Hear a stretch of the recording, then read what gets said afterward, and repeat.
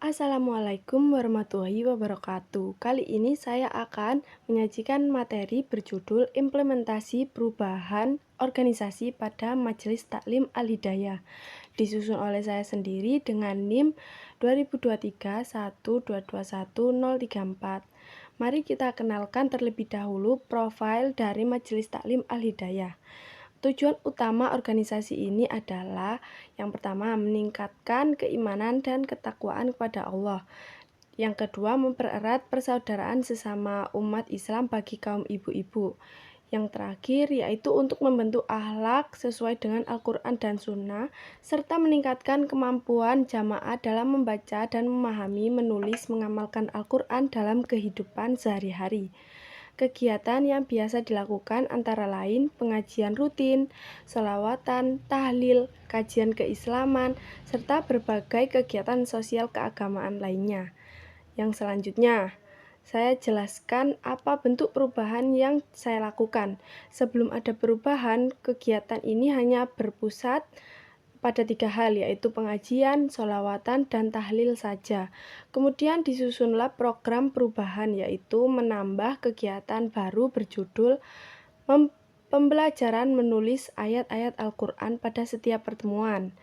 Tujuannya agar jamaah makin sering berinteraksi dengan Al-Quran, mampu menulis huruf hijaiyah dengan benar, tumbuh rasa cinta kepada Al-Quran, dan yang terakhir makin dekat hati serta pemikiran dengan Al-Quran.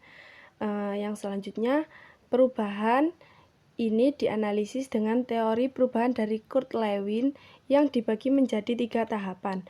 Yang pertama, pencairan atau unfreezing. Kami jelaskan terlebih dahulu kepada seluruh jamaah betapa penting dan besar manfaatnya bisa menulis Al-Quran supaya timbul kesadaran. Yang kedua, ada pelaksanaan changing. Dilatihkan langsung secara menulis, didampingi oleh pengurus serta ustazah agar semua paham dan terarah. Yang ketiga, pembekuan atau rephrasing. Kegiatan ini ditetapkan sebagai bagian awal jadwal rutin sehingga lama-kelamaan berubah menjadi kebiasaan dan budaya baru di majelis kami. Yang selanjutnya dilihat melalui 8 langkah perubahan menurut Kotter. Yang pertama, menyampaikan mengapa hal ini mendesak dilakukan. Yang kedua, membentuk kelompok pendukung yang kuat. Yang ketiga, menyusun arah tujuan yang jelas, yaitu mewujudkan jamaah yang makin dekat dengan Al-Quran melalui kemampuannya membaca dan menulis ayatnya. Yang keempat, selalu mengingatkan tujuan tersebut. Yang kelima, membantu dan memberi kesempatan jamaah ikut aktif. Dan yang keenam, mulai dari pencapaian kecil agar timbul semangat. Yang ketujuh, terus dikembangkan dan diperdalam materinya. Yang kedelapan, hingga akhirnya masuk menjadi kebiasaan organisasi. Selanjutnya, analisis dengan model Adkar, yaitu ada penyadaran, keinginan, pengetahuan, kemampuan, dan penguatan.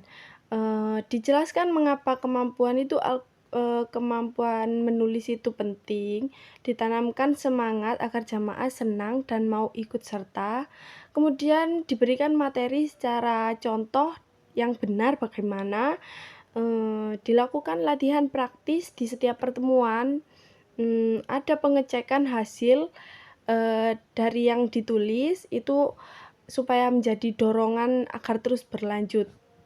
Hasil yang diharapkan dari seluruh tahapan ini adalah terbentuknya kebiasaan baik dalam mempelajari Al-Quran secara terus-menerus. Selanjutnya, apakah perubahan ini berhasil? Kita lihat dari tanda-tanda berikut. Yang pertama, dari sisi jamaah, kehadiran makin teratur dan partisipasi makin aktif. Itu sudah termasuk perubahan yang sangat baik ya. Kemudian dari sisi pembelajarannya sudah banyak yang pandai menulis, meskipun hanya sedikit demi sedikit. Kemudian dari sisi organisasinya, program berjalan teratur setiap hari dan setiap pertemuan. Maksudnya setiap hari pertemuan itu selalu rutin dilakukan. Kemudian dari sisi pengembangannya terlihat jelas hubungan hati dan kedekatan jamaah terhadap Al-Quran makin bertambah baik. Kemudian sebagai penutup materi ini, berikut kesimpulan yang dapat saya ambil. Majelis Taklim Al-Hidayah melaksanakan perubahan organisasi dengan menambah program pembelajaran menulis ayat Al-Quran. Kemudian yang kedua, perubahan ini dapat dijelaskan dan dijalankan baik menggunakan 3 teori, Lewin, Kotter, maupun Adkar.